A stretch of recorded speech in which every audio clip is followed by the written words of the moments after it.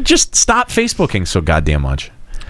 So moving a little outside the realm of gaming news, radio personality Howard Stern has come out and publicly disavowed what Donald Trump has called locker room talk, raising the difference between vulgarity and advocating invading someone's personal space.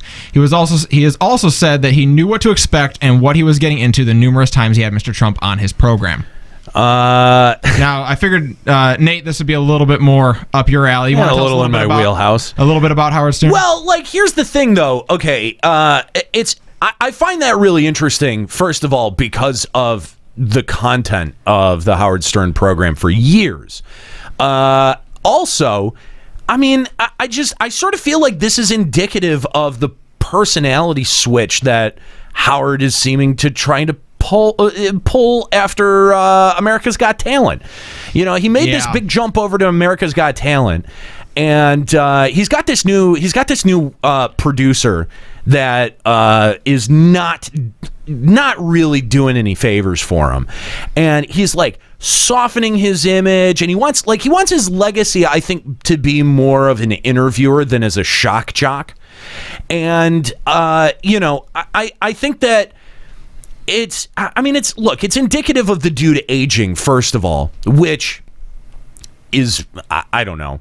It is what it is. Like a lot of those dudes that, seem to ride for causes or stand for something, like all of these dudes eventually end up caving to the PC nonsense. And I've, watching Howard Stern get progressively more and more PC, and like even to go so far as to change the names of some of his guests, like I think it's like Retard John or something. They call they won't say the word retard on the air anymore. Apparently he's treating people that he used to work with like shit, and just not helping them at all. There's a really interesting interview with Artie Lang that Artie Lang did on Opie's show, Opie Radio, and it's a weird world. And this new image that Howard Stern is trying to cultivate as this great interviewer. I mean, there was that piece in the New York Times that really just seemed to kind of fluff his balls the entire time, and like they really tried to sell his new image as an interviewer. This idea that he's trying to soften himself to create a better legacy, to me, takes away from all of it. I mean, I realize they can't all be George Carlins, right? To be able to sort of maintain that integrity and also be able to shock people, but like, did he even try? See, like that, and that's sort of like what I think of is like, look at George Carlin is a great comparison. Yeah, because George Carlin did a lot of material that people find very difficult today. Mm-hmm. And a lot of it is very difficult. A lot of it is very crass. A lot of it is really, like it's tough. Yeah. It's tough material. But that was his legacy. And no, he didn't let up at any point. Like he never ever let up. Especially when it came down to language. Like that was something that Howard Stern really, I thought, stood for a long time. He was this kind of free speech advocate, and he would push the envelope, not just because it was entertaining or not just because it was funny or he was trying to get an audience, but because he was trying to further a conversation about what constitutes decency in media, and I'm sure that there is no shortage of people who would say that he was in fact a really negative force in that regard. So does that mean no more porn stars riding the Sibians? Yeah, that's exactly what that means. Well, guess who's not watching? That has not been a part of his show for a long time. Huh. And it's starting to get scrubbed from his archive too, and that's pretty unfortunate, because I think that in the long term does more damage to your legacy, because you've just got this, when I listened to the Howard Channel the last time I rode in a car with Sirius, he was interviewing like fucking Hugh Grant. Now, don't get me wrong, he's a great interviewer. He's a fantastic interviewer. If that's his long-term legacy, he deserves that, because there's something special that Howard Stern does with celebrities, particularly because it's sort of like you can tell it's as big of a deal for the celebrity to be interviewed by Howard Stern. But is that anything different than what's already out there? I don't know. Is he that good of an interviewer? Yes. Yeah, he's able to break through this wall that even that celebrities have of like, you know, dude, I spent 3 days meeting celebrities, you know what I mean? And every time I was like, oh my God, this is kind of crazy. So can it work then? Or is this change from this shock jock to what he's trying to be now, is it too much? Like, imagine it's too much. Imagine if we tried to go like more legit, if we tried to be like, you know, some of the friends that we have, like State of the Realm or something, right? Yeah. People would just look at it and be like, "Are you fucking kidding me? Really now?" Yeah, no, and the thing is that Howard has kind of disappeared from, you know, since his jump onto satellite radio, he's disappeared enough from like the headlines, right? The headline, yeah. Except for his image that he recultivated on America's Got Talent. So yeah, no, if he wants to make this flip, I think it's possible. Okay, I'm not saying that it's not possible. I'm just saying that what he's done, you know, since the 70s and in the 80s and in the 90s even, you know, even though it was crude and even though it pushed the envelope in a lot of ways that people aren't terribly comfortable with, that that he shouldn't shy away from that legacy, that was a good legacy. That's something that I think I would love to, you know, work towards. That I think in the long term that it does more damage to him, that he's trying to back off of it, sort of like a Bubba the Love Sponge, you know. Well, what actually surprised me about this article, because I didn't know a lot of this stuff because I don't follow Howard Stern, you know, terribly much. The idea though that he's, you know, pushing off words like retard, you know, he's afraid to say that surprises me. But the idea that he's disavowing, you know, Trump, who is basically just straight up like president rapist, like that surprises you? No. And I mean, I'm, you know, like, I agree. Like, the fact that I agree with him doesn't change my opinion that his career move is a mistake. Weird. Yeah. I mean, like, I definitely, like, I'm like all for, like, yeah, disavow Trump. He's a fucking monster. Like, of course. Like, that makes a whole lot of sense. But at the same time, you know, I have to wonder if he really means that, or if he's saying it simply to help bolster his image. Exactly. And that's sort of the thing that makes me go, you know, it gives me pause. That's all I'm saying, is that it gives me pause, and that the direction that he's taken his show and his career, I think, is a bit of a mistake. It feels almost disingenuous, might be a strong word for it, but you take someone I don't think you're far off the mark there. Right. He made his living as a shock jock effectively and pushing that envelope, and it's weird to see him move away from, you know, not dancing with the moves that brought him and trying to go effectively the other direction on it now. Like okay, now that this way of doing things has made you famous, you want to be remembered for doing it the other way. Well, and you know, the other thing is that that's just one step removed from actively criticizing someone from making money in that way, when it's like, you know, like, if that's what he did, like, if he went that far to go, you know, to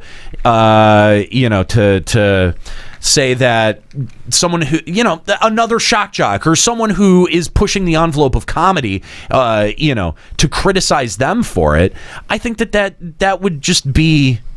It's so hypocritical. Yes, so hypocritical. You know, I think it would be easier to swallow if there was more of like a clear, distinct line on why this change happened than just, I want to be remembered for something different, you know? Right, yeah. It does sort of seem more like a calculated decision more than a genuine effort to try to to really soften his image or something like that, you know? Like, it does seem very disingenuous. So I think that's a good word for it, disingenuous. All right, so getting back on the side of gaming, Final Fantasy 15 has gone gold and is on the way, though some people are already raising questions about its DLC. One of them concerned whether or not we'll be able to play as any of the female leads in the story, and while none of the current DLCs seem to center around them, Square Enix has said that if there's a clear demand for it, they will certainly consider it. If there's a clear demand for gender equality, we'll consider it. You know, out of all the stuff that FF15's been going through, all the headlines, all the drama, blah, blah, blah, blah, blah, the thing that disappoints me most is how misrepresented the lead characters are. Like, all dudes, you know? In the past, I think in a lot of games it's been split pretty equally, and I'd even argue that nowadays, just looking across the industry as a whole, I feel like there are a lot more female protagonists that are emerging. Maybe not necessarily that are hitting like AAA titles, but you know, I mean, obviously obviously we have Lara. A lot of the new games that we saw at E3 that I was really excited about. That one hacking game or like steampunk, deserty sort of post-apocalyptic one. Forget what it was called. And then the other one that was set in the future where like nature is like one with like yeah. You know the ones I'm talking about though, right? Like I feel like there's just a lot of female protagonists emerging, and then Square Enix, who's always sort of been I felt at the forefront of showing this sort of equality, is just like, you know what, all dude cast. One chick now, she's into cars, total sex object, and maybe you guys can pay to play as a girl. The whole pay to play as a girl is, I think, the fact that what sits really weird. It's the idea that they consider that DLC. See, here's the thing: like you centered the story around 4 guys going on a road trip. That's the story. Stick to it. See, the thing that's what my point was going to be, is that, you know, the 4 main characters, the 4 playable characters being guys, felt like a very purposeful narrative decision, which is fine because it's the thing about. Okay, so like the thing about road trip movies is it's not a very well treaded or well explored trope trope, I guess is the best word. It's not really a genre. It used to sort of be a genre of film, but it's like fallen off way into obscurity. It feels like a couple times a decade that trope gets picked up, and that's really about it. And even then, not for very long. Right. You know, it's sort of like Westerns aren't really totally like if you think about how many spaghetti westerns there were in the 70s, sure, you know what I mean? Like it's just a genre that has fallen off the map. In the same, it's largely the same for for this trope. Krisha is dying over here. Why? That's Why a is Western Krisha made dying? in Italy. It's a Western made in Italy. Yes, they were very common for about 20 years. Really common. Yeah. You don't know about this? Italian. Never heard of spaghetti westerns? Yeah. The Good, the Bad, the Ugly? Seriously, Yeah, what the fuck is wrong with it? Italian. They're made in Italy. They're made in Italy. Yeah, Italy for whatever reason fell in love with westerns. Westerns. Why aren't they called pizza?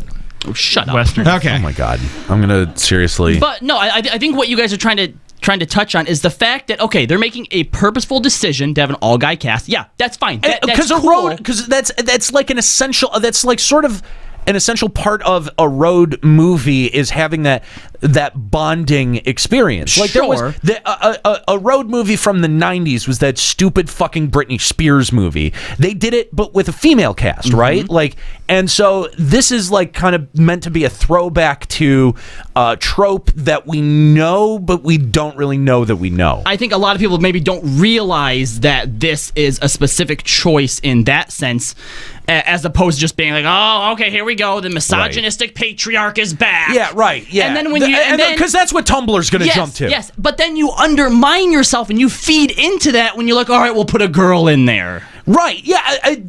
And that's the thing, is that it just does seem more like, let's try to avoid the protests, or like, let's try to like not have this be an issue. You know what I mean? Like it again, it's very disingenuine. Like, it is extremely disingenuine. Yeah. Like, okay, there should be girls that are playable. Like, is that even a concession that needed to be? Like, if they justified it through the narrative enough, I don't think anyone would have a huge problem with it. Well, a legitimate problem with it. Let's say that. Okay. Yeah. Well, yeah, because we're talking about Twitter and Tumblr. Because, of course. Well, Razer very much learned that lesson this week about walking back your statements. This week, they managed to make pretty much everyone mad with a pair of tweets they sent out.